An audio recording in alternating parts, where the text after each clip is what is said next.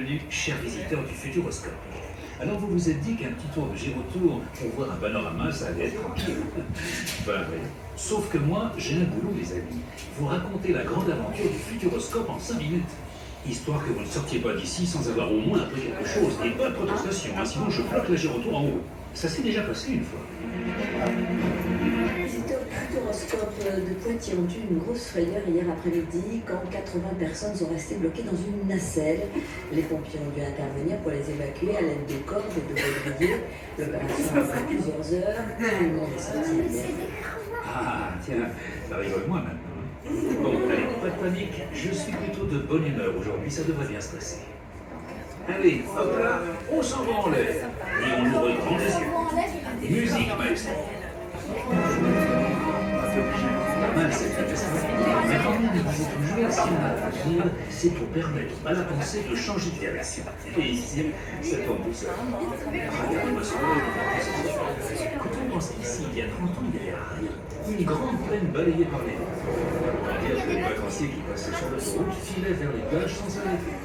Vacances en Vienne, vacances sereines, vacances ailleurs, vacances meilleures. C'était impossible. Sauf qu'un jour, tout a changé. Dans les années 80, René Monnery décide de prendre le destin de son département en main. Il imagine un grand coup pour relancer sa terre natale. Un parc d'attractions axé sur les technologies du futur. Le Futuroscope. Et oui, l'homme est plutôt du genre à regarder l'avenir quand d'autres viennent tout juste de comprendre le présent. En 1985, décollage vers le Japon, avec toute son équipe. Direction l'Expo universelle de Tsukuba. Et là, c'est la révélation. Ils découvrent des images géantes à couper le souffle. Ils comprennent que le futur, c'est les technologies de l'image. Du coup, plutôt que des sushis, ils préfèrent ramener du pays du soleil levant un écran de 600 mètres carrés avec un système pour projeter un film de 30 mètres de haut. Et pour abriter ça, le Kinémas sort de terre, le pavillon en forme de cristal. Le premier parc d'attractions en France est né. Le 31 mai 1987, le Futuroscope ouvre ses portes. L'impatience se presse derrière les grilles du parc. Et il faut dire qu'à l'époque, c'est plutôt intriguant cette venue pour les un succès immédiat. 250 000 visiteurs dès la première saison. Et ça continue à augmenter pendant des années. Le Futuroscope s'agrandit. En 1996, c'est décidé. Le parc ouvre toute l'année. 2 jours de visite et on dort sur place. Une vraie destination de vacances. Grâce à ça, le Futuroscope fait travailler plein de monde. À l'époque, le parc, c'est comme un aimant. Les gens viennent s'installer autour des entreprises, des écoles. Plus loin, l'agriculteur vend aussi plus de blé, la boulangère plus de pain, les soupes plus de champs. Et puis l'an 2000 sonne, et là, patatras. On se réveille en se disant le futur, il n'est pas là. Quand est-ce qu'on va conduire des voitures volantes en tenue d'astronaute? Et du coup, on est passé du futur au présent, et on est déçu. Alors le futur, on ne veut plus y croire.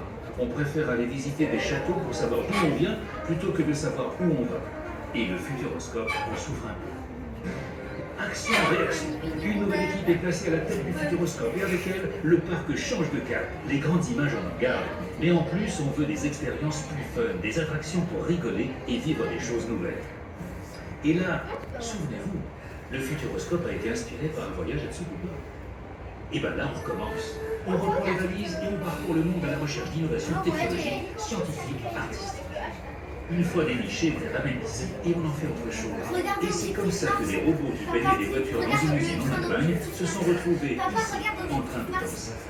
On invite aussi de grands talents à participer à la création de nos attractions. Luc Besson et ses Minimoys, le DJ Martin Solveig, le Cirque du Soleil. Ah oui, même une brochette de lapin créatif. Bref, bye bye, le parc aux images et vive la diversité. Aujourd'hui, vous êtes presque 2 millions de visiteurs à découvrir le parc chaque année. En termes de chiffre d'affaires, nous sommes le 2e parc d'attractions en France. Mais on a fait du chemin. Et le futur, tout ça.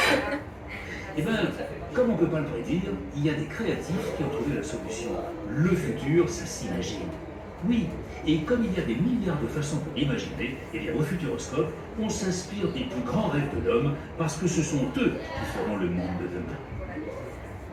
Bon, maintenant, il est temps de redescendre sur Terre, les amis. Vous devez avoir encore plein d'attractions à découvrir. Très bonne visite à tous. En Belgique?